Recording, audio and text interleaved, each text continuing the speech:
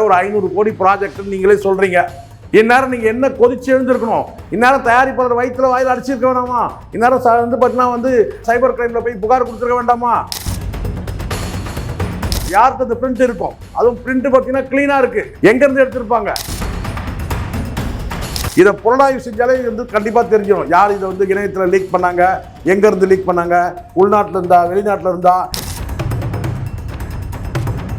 படத்தில் நடிச்ச கதாநாயகன் இன்னைக்கு வரைக்கும் வாயை திறக்கவே இல்லை. இதுவே ஒரு சான்று. விஜய் தரப்புல தான் இது லீக் ஆயிருக்குன்றதுக்கு இதை விட என்ன சான்று வேணும்? விஜய் தரப்புல இருந்து இது வரைக்கும் ஒரு அறிக்கையோ அல்லது தகவலோ எதுவுமே இது வரைக்கும் தெரிவிக்கவே இல்லை. படம் ரிலீஸ் ஆகி கிட்டத்தட்ட லீக் ஆகி கிட்டத்தட்ட 6 மணி நேரம் கழிச்சு தான் தயாரிப்பாளரே எல்லாம் பதிவிறக்கம் பண்ணி பகிர்ந்து எல்லாம் முடிச்ச பிறகு என்ன செய்யறாங்கன்னா அப்புறம் தான் ஸ்டேட்மெண்ட்டே கொடுக்குறானுங்க. திட்டமிட்டு ஜனநாயகன் படத்தை லீக் பண்ணதே டிவிகா தரப்புல தான். வணக்கம் சார். வணக்கம் சார். வணக்கம் சார். அரசியல் பேரவை சேனலுக்காக மீண்டும் நம்ம பயணிக்கிறது ரொம்ப சந்தோஷம் சார். முதல் கேள்வி, ஜனநாயகன் திரைப்படம் சமீபத்தில் நெட்டில் வெளியாகிடுச்சு. அதாவது யாரோ லீக் பண்ணிட்டாங்க, இது விஜய்க்கு எதிராக நடக்கிற சதி, இது விஜய் படத்தை முடக்கிற சதி அப்படின்ற மாதிரி ஸ்டார்ட் பண்ணிட்டாங்க. இப்போவே இது எப்படி பார்க்குறீங்க? இது லீக் பண்ணதே இவனுங்க தான் சார். லீக் பண்ணதே டிவிக்கு தரப்புல தான். யார் சார் நல்லா சார் காமன் சென்ஸ் வேணா? யார் லீக் பண்ண முடியும்? சரி, யார் லீக் பண்ணால் பார்த்தீங்கன்னா என்ன பலன்? இவங்க சொல்கிற மாதிரி பார்த்தீங்கன்னா திமுக தரப்புலையும் பிஜேபி தரப்புலையும் கூட்டு சேர்ந்து இந்த படத்தை லீக் பண்ணிட்டாங்க. சரி, லீக் பண்ணுறதுனால அவங்களுக்கு என்ன லாபம்? நஷ்டம் தானே. அரசியல் ரீதியாக பார்த்தாலும் அவங்களுக்கு பார்த்தீங்கன்னா இப்போ இந்த தேர்தல் நேரத்தில் இது விஜய்க்கு தானே ஃபேவர் ஆகும்.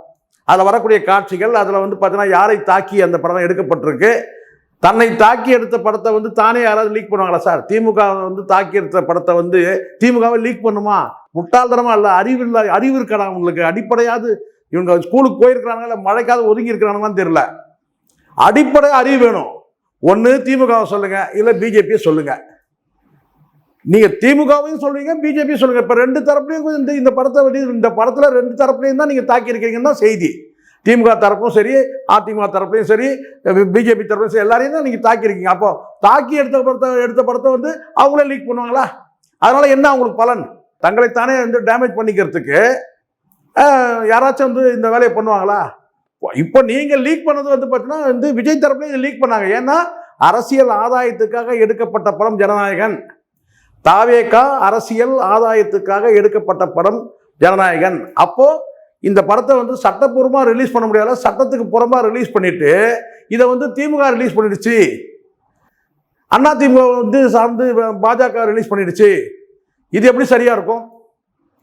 இது பார்த்தீங்கன்னா முழுக்க முழுக்க பொய். நல்லா தெளிவா தெரியுது. அதான் சொன்னா ஜமகாலத்தில் வடிகட்டின பொய்ன்னு சொல்லுவாங்க பார்த்தீங்களா, அது இதுதான். இப்போ ஒரு விஷயம் நல்லா புரிஞ்சுங்க. நீங்க இந்த இடத்துல உள்ளபடியே பார்த்தீங்கன்னா ஜனநாயக படம் லீக் ஆயிடுச்சு. கிட்டத்தட்ட ஒரு 500 கோடி ப்ராஜெக்ட் நீங்களே சொல்றீங்க. இந்நேரம் நீங்க என்ன கொதிச்சு எழுந்திருக்கணும்? இந்நேரம் தயாரிப்பாளர் வயிற்றுல வாயில அடிச்சிருக்க வேணாமா? இந்நேரம் பார்த்தீங்கன்னா நேராக போயிட்டு பார்த்தீங்கன்னா சைபர் கிரைம்ல போய் புகார் கொடுத்துருக்க வேண்டாமா? இல்லையா? ஏதாவது நடந்ததா? எச் வினோத் யாரும் பகிர வேண்டாம்ன்றாரு. டேய், எல்லாம் பகிர்ந்து முடிச்சாச்சா? அதுதான் இங்க பெரிய வேடிக்கை. எல்லாம் முடிஞ்ச பிறகு படம் ரிலீஸ் ஆகி கிட்டத்தட்ட லீக் ஆகி கிட்டத்தட்ட 6 மணி நேரம் கழிச்சு தான் தயாரிப்பாளரே எல்லாம் பதிவிறக்கம் பண்ணி பகிர்ந்து எல்லாம் முடிச்ச பிறகு என்ன செய்யறாங்கன்னா அப்புறம் தான் ஸ்டேட்மெண்ட்டே கொடுக்குறானுங்க. திட்டமிட்டு ஜனநாயகன் படத்தை லீக் பண்ணதே டிவிகா தரப்புல தான். அது யார் வேணா, ஆதவர்ஜுனா இருக்கலாம், இல்லை அந்த இருக்கான் அந்த ஜெகதீஷ்ன்ற மாமா பையன் இருக்கான்ல, அவனா இருக்கும். இதை தாண்டி படம் எப்படி யார் ரிலீஸ் பண்ணுவாங்க? யாருக்கு அந்த பிரிண்ட் இருக்கும்? இன்னும் நான் சொல்றேன், அதுவும் பிரிண்ட் பார்த்தீங்கன்னா கிளீனா இருக்கு. எங்க இருந்து எடுத்திருப்பாங்க? ஸோ சென்சார் போர்டில் சொல்லிட்டாங்க பண்ணிட்டாங்கன்னு சொல்ல முடியுமா? நான் கேட்குறேன். அது சொல்ல துணிச்சல் இருக்கா உங்களுக்கு?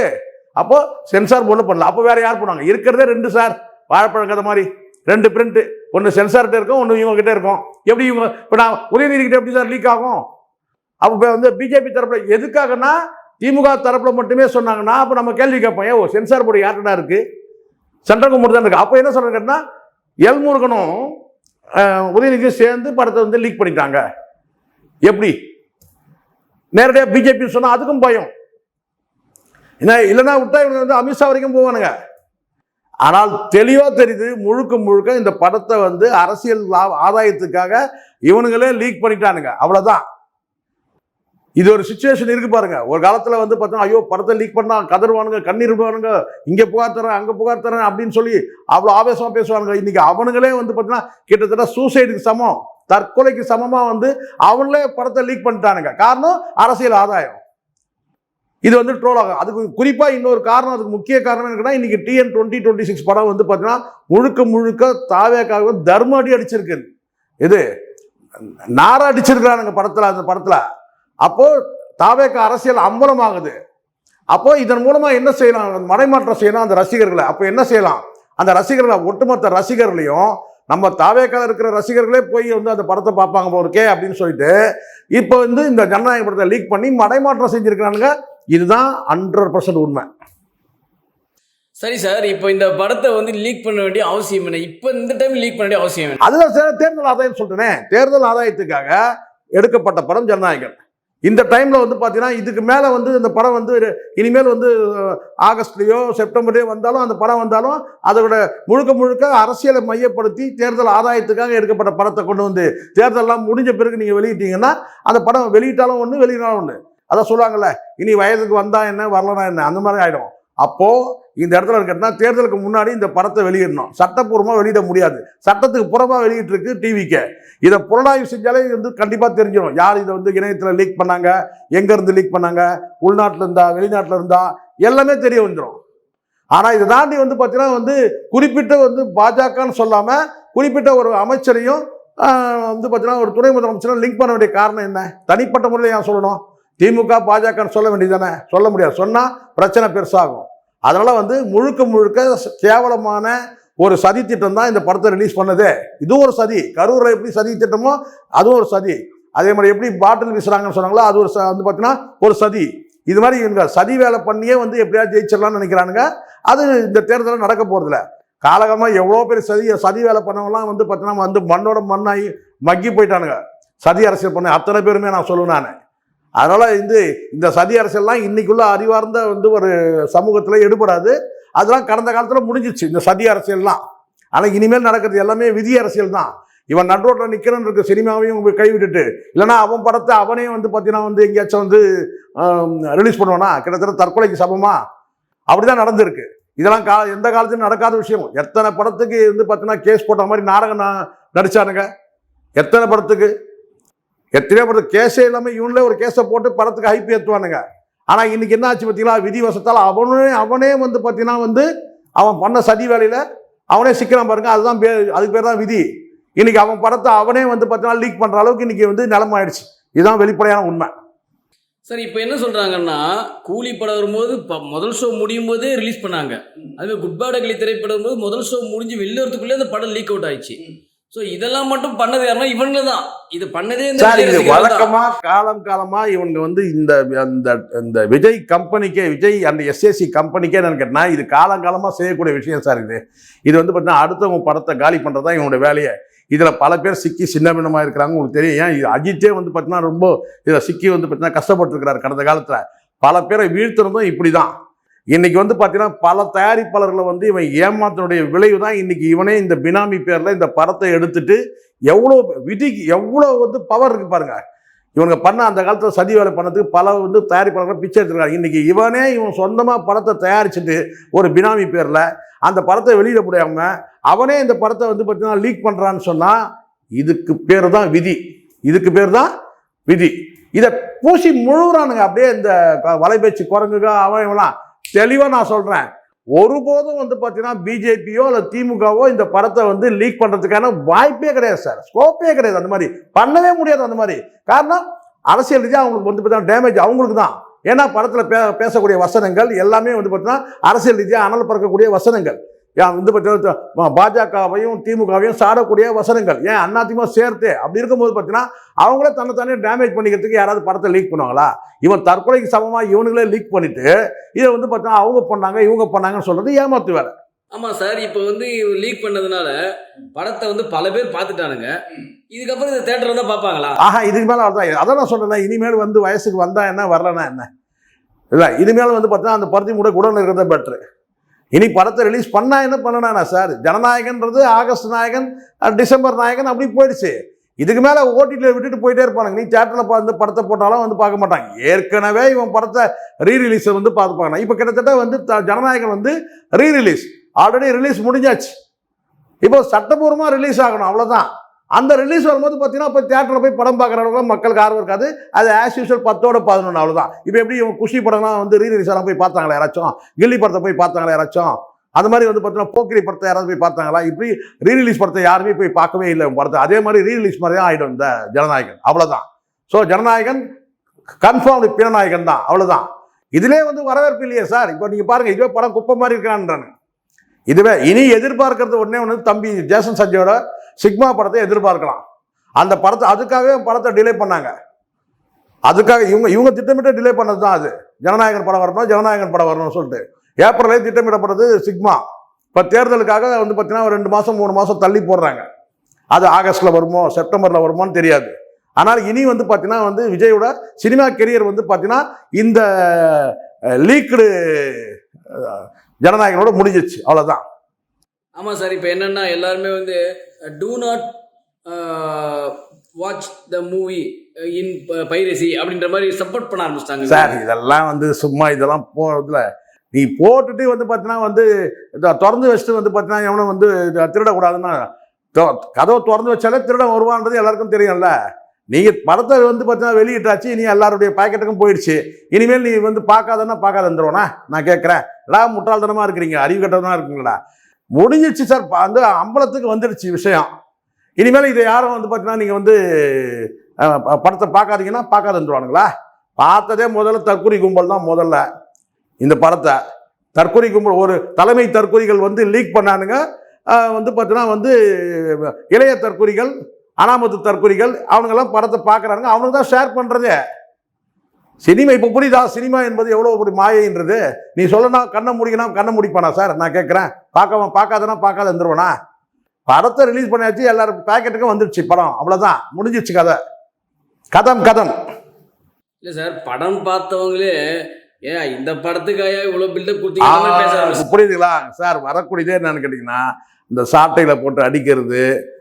அரசியல்வாதிகள் வந்து பார்த்தீங்கன்னா அந்த வழக்கமாக அந்த பக்கா மாஸ், தூய சக்தி, தீய சக்தி, இதே தான் சார் படத்துலேயும் இதே தான் சார் இருக்குது. ஏற்கனவே வந்து வெளியில் நடிச்சிட்டு தானே சார் இருக்கிறான் இவன் மேடையில். அதே தான் படத்துலேயும் இருக்குது. பெருசாக ஒன்றும் கிடையாது. ஆனால் பில்டப் கொடுத்தானுங்க. அது இன்னொரு படி மேலே போய் வந்து ஏற்கனவே வந்து பகவத் கேசரி ஏற்கனவே பார்த்துட்டானுங்க. அது ரீமேக்குன்றது கன்ஃபார்மாக தெரிஞ்சிச்சு. அதுக்கப்புறம் ஒரு குப்பை படத்தை எடுத்து வச்சுட்டு இவங்க சீன் ஓடின்னு இருக்கிறானுங்க. ஒரே வார்த்தை, ஜனநாயகன் ஒரு குப்பை படம்ன்றது நிரூபிக்கப்பட்டுள்ளது, அவ்வளோதான். நிரூபிச்சது யாரு? அவனுங்களே. முக்கியமான விஷயம் என்னன்னா, நடிகர் சங்க தலைவர் விஷால் அவர்கள் வந்து குரல் கொடுத்துருக்காரு. இந்த படம் வந்து தேட்டரில் ரிலீஸ் ஆனாலும் சரி, ஓடி ரிலீஸ் ஆனாலும் சரி, அங்கே தான் நம்ம ரசிக்கணும், திருட்டு விஷயம் பார்க்கக்கூடாது. விடுங்க வேற. அவங்க வந்து திருட்டு விசிறிங்க எப்படிதான் சொல்லுவீங்க? இதை ஓப்பனில் வந்து பார்த்தீங்கன்னா வந்து என் செல்லுக்கு வந்து பார்த்தீங்கன்னா ஒரு செய்தி வருது. அது திருட்டு விசிறி நான் நார்மலாக ஏகப்பட்ட குப்பைகள் வருது ஒரு செல்லில், எல்லா குப்பையும் தான் வருது. அதை நீ ரசிக்காத, இதை இறுக்கி கண்ணை முடிக்கன்னு சொல்ல முடியுமா? சொல்லுங்க பார்க்கலாம். எல்லா குப்பையும் தான் வருது, எல்லாத்தையும் தான் பார்க்குறோம். ரசிக்காமல் விடுறதுலாம் அவனுடைய எண்ணத்தை பொறுத்து சார், சரிங்களா? இப்போ நம்ம மார்க்கெட்டில் போகிறோம். நீங்கள் வந்து பார்த்தீங்கன்னா வந்து ஒரு ஷாப் இருக்குது, அது லைசன்ஸ் வாங்கி நடத்துகிறான். இன்னொரு இடத்துல வந்து பார்த்தீங்கன்னா பிளாட்பாரத்தில் வந்து பார்த்தீங்கன்னா அதே பொருளை போட்டு பிளாட்பாரத்தில் போட்டு விற்கிறான். நீங்கள் வந்து பார்த்தீங்கன்னா பிளாட்பாரத்தில் இருக்கிறது வாங்காதீங்க, கடையில் இருக்கிறத வாங்குங்க நான் சொல்லுவீங்க? அப்படி கிடையாது. கன்சியூமர் பொறுத்த வரைக்கும் நமக்கு வந்து பார்த்தீங்கன்னா பிளாட்பாரத்தில் கிடைக்குது ஜனநாயகன், பார்க்குறோம், அவ்வளோதான். அது வந்து அவர் கடைக்கு வந்து லைசன்ஸ் வாங்கியிருக்கிறாரா, இந்த இடத்துல எப்படி அவர் கடை வைக்கலாம், இதெல்லாம் நம்ம யோசிக்க வேண்டிய அவசியமே கிடையாது. முட்டாள் அறிவு இருந்தால் பேசணும். முதல்ல ஏழை எளிய மக்கள் வந்து பார்த்தீங்கன்னா அவங்க கையில் எளிதாக கிடைக்கிறத வந்து அவங்க வந்து அதை நுகரத்தான் செய்வாங்க, கன்சியூம் பண்ண தான் செய்வாங்க. முட்டாள்தனமாக விஷாலுக்கு அறிவு இருக்கா? முதல்ல ஒரு கன்சியூமர் வந்து பார்த்தீங்கன்னா இதை தான் வாங்க கிடையாது. வசதி வாய்ப்பு இருந்தவன் டிபார்ட்மெண்டல் ஸ்டோர் போகிறான், வசதி குறைஞ்சவன் அண்ணாச்சி கடைக்கு போகிறான், வசதி அதோட குறைஞ்சவன் தான் ரோட்டில் விற்கிறத வந்து வாங்குறான். இதை நீங்கள் எப்படி இல்லைன்னு சொல்லுவீங்க? நான் கேட்குறேன். எல்லாருமே வந்து டிபார்ட்மெண்ட் ஸ்டோரில் போயிட்டு வாங்கிட முடியுமா காய்கறி வாங்குறத? எல்லாருமே ரிலையன்ஸில் போய் காய்கறி வாங்க முடியுமா? லோக்கல் மார்க்கெட்டுக்கு போகிறவங்க இருக்கிறான், பிளாட்பாரத்தில் விற்கிறத வாங்குறதா இருக்கான். ஸோ கன்சியூமர் வந்து பார்த்தீங்கன்னா இங்கே டிஃப்ரென்ஸாக இருக்கிறான். நீங்கள் வந்து செல்ஃபோனை நான் வந்து பார்த்தீங்கன்னா 20,000 30,000 கொடுத்து செல்ஃபோன் வாங்கியிருக்கிறேன். அதில் வரக்கூடிய அத்தனை செய்திகளும் நான் பார்ப்பேன், நான் வந்து ரீசார்ஜ் பண்ணியிருக்கிறேன், அவ்வளோதான். அதில் வராமல் தடுக்க வேண்டியது யாருடைய வேலை? உங்கள் வேலை. அது நீங்கள் பண்ணணும். உங்களுக்கு புகார் கொடுக்கறதுக்கு உங்களுக்கு திராணி இல்லை, தைரியம் இல்லை. அதை விட்டுட்டு வந்து பார்த்தீங்கன்னா வந்து திருட்டு விசிறியை பார்க்காதீங்க, அதில் பார்க்காதீங்க, இதில் பார்க்காதீங்க. நீங்கள் சொல்லலாமா? நீங்கள் எல்லாம் தான் வந்து பார்த்தீங்கன்னா வந்து பார்த்தீங்கன்னா பைபாஸில் போய் பண்ணுறீங்க. எல்லாத்தையும் தான் நீங்கள் வந்து ஒரு வண்டி ஓட்டுறீங்க. நீங்கள் எல்லாம் அப்படியே ரெகுலராக ஓட்டுறீங்களா? ஓவர்டேக் பண்ணுறதில்ல, மஞ்சள் கோட்டை தாண்டதில்ல? நான் கேட்குறேன், இதே விஷாலே கேட்குறேன். நீங்கள் ரோட்டில் வண்டி ஓட்டுறீங்க, நீங்கள் அப்படியே கரெக்டாக ஓட்டுறீங்களா வண்டியை? சிக்னல் ஒன்றா நிற்பீங்க, ஆனால் வந்து பார்த்தீங்கன்னா நீங்கள் ஓவர்டேக் பண்ணல, எல்லோ கோட்டை தாண்டல, ஒயிட் கோட்டை வந்து பார்த்தீங்கன்னா கிராஸ் பண்ணி பார்த்தீங்கன்னா ஆப்போசிட் ரோட்டில் போயிட்டு நீங்கள் வந்து வண்டி ஓவர்டேக் பண்ணல. அப்படி தான் இது எல்லாமே. எல்லாத்தையும் நான் வந்து பார்த்தீங்கன்னா இங்கே ஒரு செல்ஃபோன் வச்சுருக்கிறேன், ரீசார்ஜ் பண்ணுறேன். நான் வந்து பார்த்தீங்கன்னா வந்து இன்டர்நெட் கனெக்ஷன் எனக்கு இருக்குது. அதில் 1008 குப்பை வருது. அதில் இந்த குப்பையை வேணாமா, இந்த குப்பையை வேணுன்றதை நான் தான் முடிவு பண்ணணும்டா. நீங்கள் எப்படி முடிவு பண்ணீங்க? நீங்கள் எப்படி முடிவு பண்ணீங்க? அதில் வராமல் தடுக்கிறது உங்கள் வேலை, அதை நீங்கள் செய்யுங்க. யார் வந்து இந்த லீக் பண்ணானோ அவனுக்கு பிடிச்சி ஜெயிலில் போடுங்க, அதை செய்யுங்க. வரக்கூடியதை வந்து பார்க்காதீங்கன்னு சொல்லி நீங்கள் சொல்லுவீங்களா? நீங்கள் ஏழைங்க பழைங்களா? உங்கள் சட்டமெல்லாம் ஏழைங்க பழை மேலே தான் பாயுமா? நான் கேட்குறேன், லீக் பண்ணது யாரு? அதை கண்டுபிடிங்க. நீங்கள் அது திராணி இருந்தால் கண்டுபிடிங்க, தைரியம் இருந்தால் கண்டுபிடிங்க. ஏழைங்க பழைங்க வழிகள் நிவாரணத்துக்கு அவன் வந்து கையில் ஒரு செல்லை வச்சிருக்கான். அவன் கஷ்டப்பட்டு வாங்கின அந்த செல்போனில் வரக்கூடியதை ரீசார்ஜ் பண்ண வந்து பார்த்தீங்கன்னா பணத்தை கொடுத்து ரீசார்ஜ் பண்ணியிருக்கிறான். அதில் வரக்கூடியதை வந்து பார்த்தீங்கன்னா எல்லா குப்பையும் தான் வருது. அதில் நீ இதை நான் பார்க்க மாட்டேன், இறுக்கி முடிக்கட்டுமா கண்ணை? நான் கேட்குறேன், இப்போ ரீலில் வருது, ஜனநாயகம் படத்தில் ஒரு சீன் வருது, நான் இறுக்கி கண்ணை முடிக்கட்டுமா? அறிவு கட்டவன்ல ஒன்று கரெக்டாக பேசினா சாதாரண ஏழை எளிய மக்கள்கிட்ட நீங்கள் வந்து பாயறீங்க. அவன் கையில் இருக்கிற செல்போனில் அது வரதான் செய்யும், அந்த படம் அதை பார்க்க தான் செய்வான். அதை நீங்கள் பார்க்காதீங்க, அது பார்க்கறதே குற்றம்னு சொல்லுவீங்களா? படம் ரிலீஸ் ஆகிறது குற்றம் சொல்லுங்க, லீக் பண்ணது குற்றம், ஆனால் அதை பார்க்கறது குற்றம்னு சொல்லாதீங்க. எல்லா குப்பையும் தான் வருது. பேசிட்டு இருக்கும்போது இந்த சமீபத்தில் சூப்பர் ஸ்டார் ரஜினிகாந்த் அவர்கள் வந்து ஒரு அவருடைய இணையதளத்தில் ட்வீட் பண்ணியிருக்காரு. என்னென்னா, ஜனநாயகன் திரைப்படம் வந்து சட்ட ரீதியாக வெளியானது ரொம்ப அதிர்ச்சி அளிக்கிறது. இந்த குற்ற பின்னணியில் யார் இருக்காங்களோ அவங்க உடனடியாக கைது செய்து தக்க நடவடிக்கை எடுக்க வேண்டும். இது போன்ற செயல்கள் இனிமேல் தொடராதமாறும் பார்த்து கொள்ள வேண்டும் அப்படின்னு சொல்லியிருக்காரு. இது ரஜினிகாந்தோடைய பெருந்தன்மை தானே சார் காட்டுது? சார், இது அவருடைய பெருந்தன்மை ஒன்று. ரெண்டாவது வந்து பார்த்தீங்கன்னா ஒரு பக்கம் பெருந்தன்மை காட்டுது, இன்னொரு பக்கம் அவருக்கு வந்து இருக்கிற சந்தேகத்தையும் காட்டுதுன்னு நான் நினைக்கிறேன். எப்படின்னா, இந்த இடத்துல வந்து ரஜினிகாந்த் அவர் வந்து தானா முன் வந்து இந்த குற்ற செயலில் யார் ஈடுபட்டிருந்தாலும் தவறு தான், அரசியல் ஆதாயத்துக்காக. ஏன் அந்த படக்குழுவினரை ஈடுபட்டிருந்தாலும் கூட தப்பு தான். ஏன்னா இந்த விஷயத்தில் வந்து இந்த ஜனநாயகன் படம் வந்து இந்த லீக்கான இந்த விஷயத்தில் வந்து பார்த்தீங்கன்னா பாதிக்கப்படுறது யாருன்றதை பாருங்கள். தயாரிப்பாளர் பாதிக்கப்படுறாங்க, ஆனால் தயாரிப்பாளர்கிட்ட வந்து பெரிய ரியாக்ஷன் எதுவுமே இல்லை. அதை தாண்டி வந்து பார்த்தீங்கன்னா இவங்க குற்றம் சாட்டப்படுற வந்து ஒரு வருத்தமே இல்லை. விஜய் இந்த நிமிடம் வரைக்கும் பேசவே இல்லை. விஜய் இந்நேரம் ரஜினிகாந்த் அவர்கள் வந்து அறிக்கை விட்டார் சார், அதை நீங்கள் சொல்கிறீங்க கரெக்டு. ரஜினிகாந்துக்கு ஒரு பொறுப்பு இருக்குது, அக்கறை இருக்குது. ஆனால் படத்தில் நடித்த கதாநாயகன் இன்னைக்கு வரைக்கும் வாயை திறக்கவே இல்லை. இதுவே ஒரு சான்று. விஜய் தரப்பில் தான் இது வந்து லீக் ஆகிருக்குன்றதுக்கு இதை விட என்ன சான்று வேணும்? விஜய் தரப்புலேருந்து இது வரைக்கும் ஒரு அறிக்கையோ அல்லது தகவலோ எதுவுமே இது வரைக்கும் தெரிவிக்கவே இல்லை. படக்குழு வந்து தெரிவிக்கவே இல்லை. எச் வினோத் வந்து பார்த்தீங்கன்னா அறிக்கை விட்டு கிட்டத்தட்ட 8 மணி நேரம் ஆகுது. பட தயாரிப்பாளர் வந்து பார்த்தீங்கன்னா வந்து போகிற போக்கில் வந்து பார்த்தீங்கன்னா யாருக்கோ நடந்த மாதிரி பேசுகிறாரு, அறிக்கை விட்டுருக்கிறாரு. அப்போது படத்தில் சம்மந்தப்பட்ட ஜனநாயகன் ஏன் இன்னும் வாயை திறக்கவே இல்லை சொல்லுங்க?